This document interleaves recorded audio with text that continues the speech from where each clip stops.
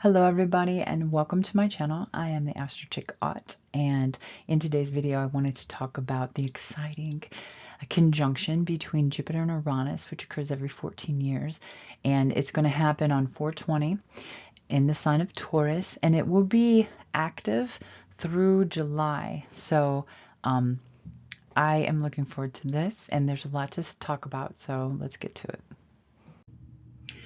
The conjunction between Jupiter and Uranus occurs every 14 years. You should check out Richard Tarnas's book, Cosmos and Psyche. It's a fantastic book.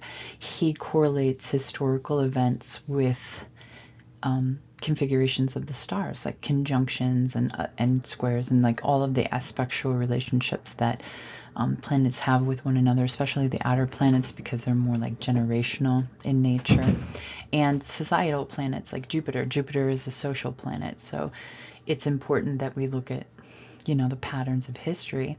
And in that book, he explains the wonderful nature of the Jupiter-Uranus conjunction and how creative and breakthrough and innovative and just that spurious type of activity in people, where we want to create the systems, create the things that will bring us into the future. So it's at this time that people have to kind of like look towards what we need. What are the things we need to create for tomorrow, instead of looking back at past creations? Because we're like on this bridge to the future. And this Jupiter-Uranus conjunction is one of those electric moments in which we are inspired. We have epiphanies. People invent things.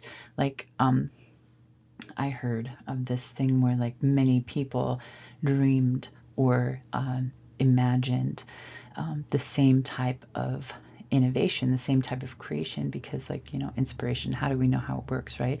But the world does that to us. So this is a time when we should be like paying attention to what inspires us. And because the universe wants us to create, it wants good things for us, it wants what we want, right? So put your desire nature out there, expand your horizons, be innovative and creative. Also, because this occurs in the temple of the goddess, Taurus is such a fertile type of sign. It gives us the ability to actually like seed, plant, and grow things. And so Uranus has been seeded many times during its transit through the sign of Taurus. The North Node came to it in a conjunction with Mars, and that I think had a lot to do because the ruler Venus at that time was on Sirius, and Sirius is America's second sun. So it's important that we understand the nature of what we want to grow in this country, because being at the turning of generations, being in crisis mode with as far as like our timeline, it's important that we take this opportunity given to us through the Jupiter-Uranus conjunction to break through those dimensions, and to bring ourselves into the future with the things that will help us to create a better future for ourselves. So it's a lot to think about. I know, I'm not trying to overwhelm you, but there it is.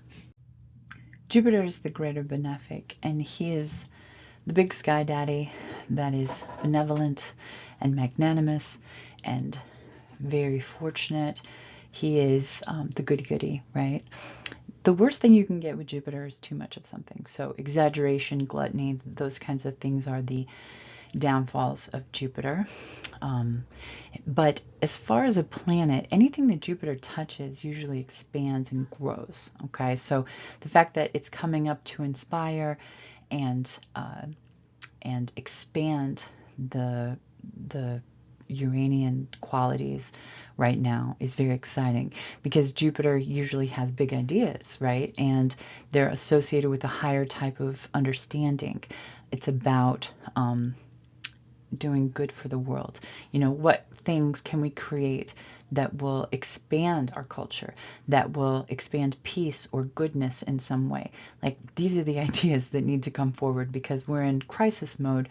We need the dreamers, we need the inspirational people to bring better ideas, better ways of being, better inventions, better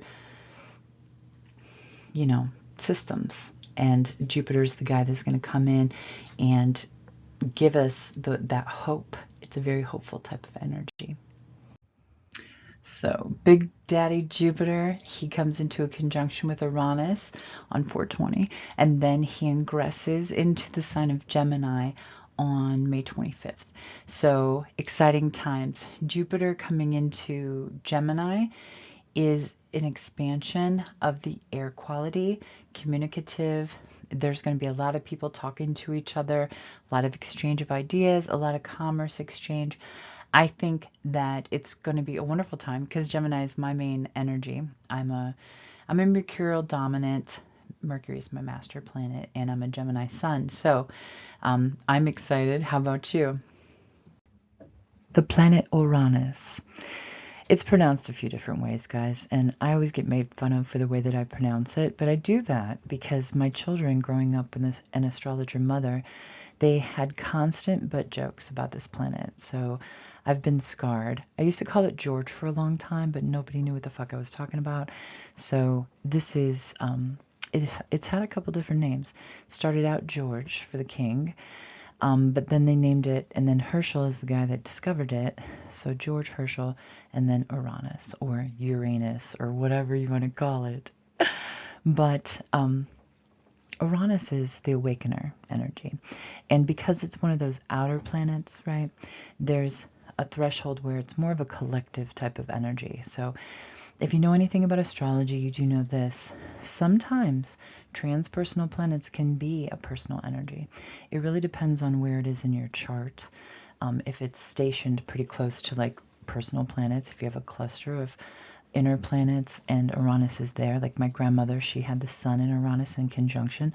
So she had a very prominent Uranian, Uranus electric vibe going on. That was part of her personality. Okay, so it's not that outer planets can't be a personal energy. It's just that, you know, it's specific to you and where it is in your chart.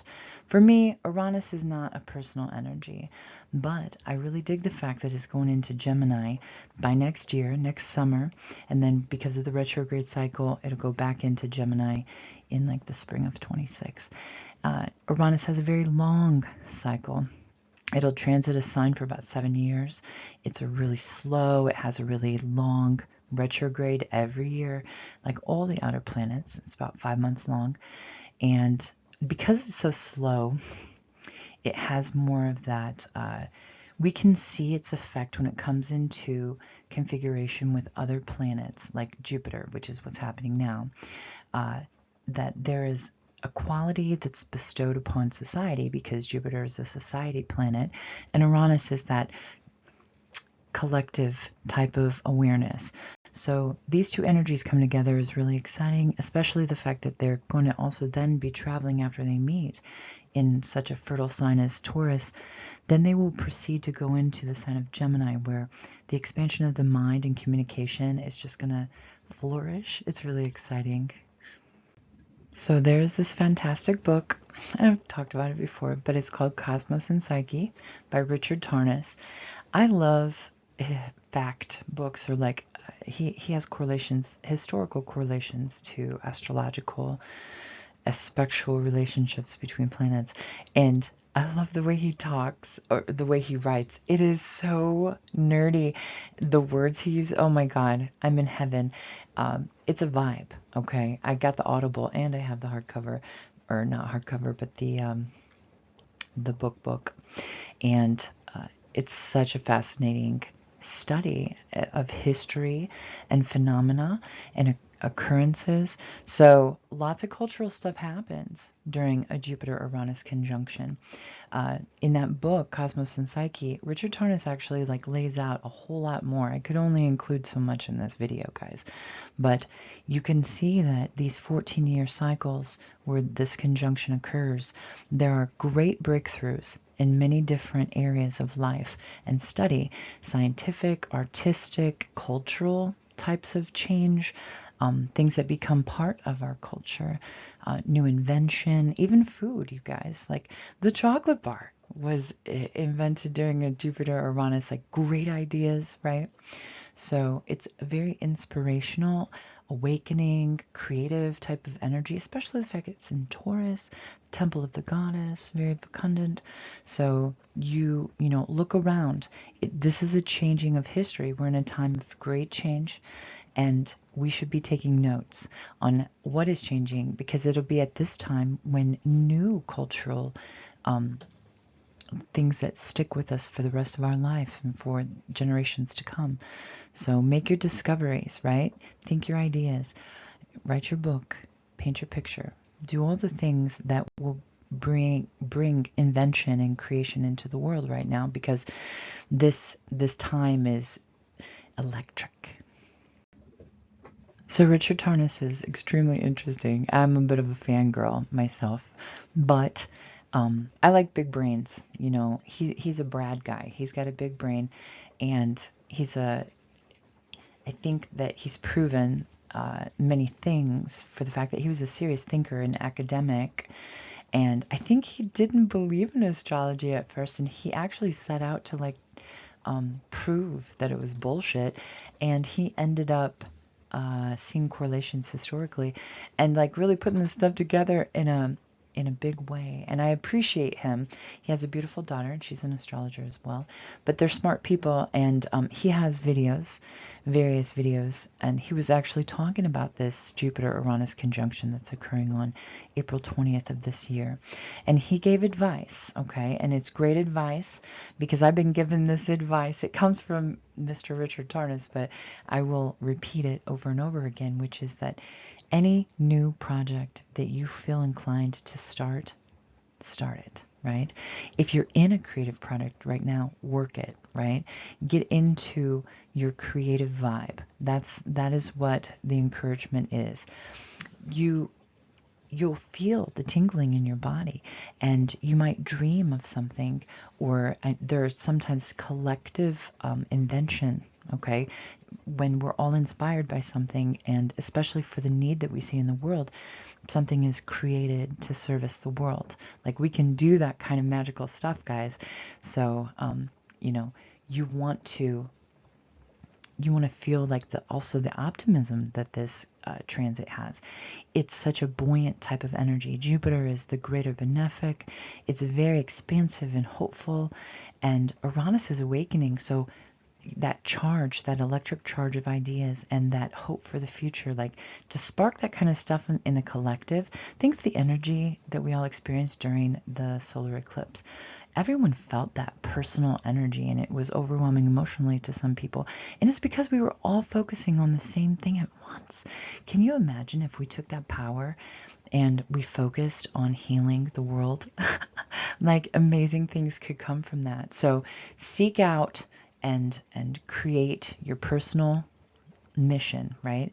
Find that creative work that you need to work, you know, let out of yourself and create with. He talked about it being aligned to energy over the past 7 months, and the transit actually will still be effective until like July. So it's truly like a spring, early summer type of energy.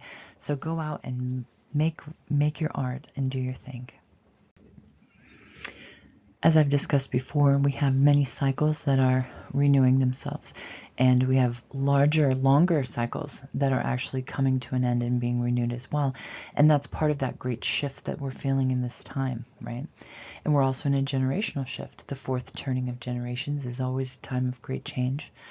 So we can see in our everyday that technology has become a huge factor.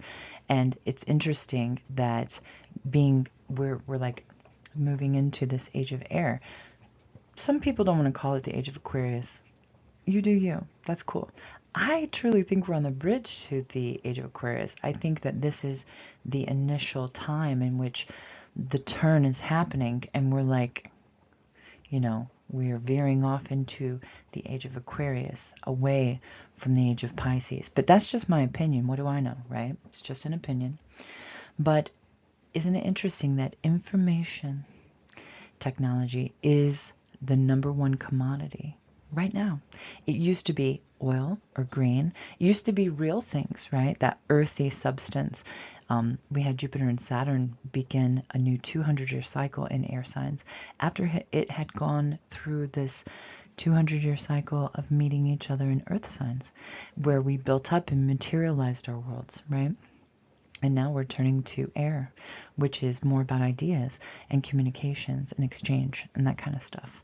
So, how are we going to make our systems work for the betterment of humanity and not just to be some kind of corporate tool to sell stuff, right?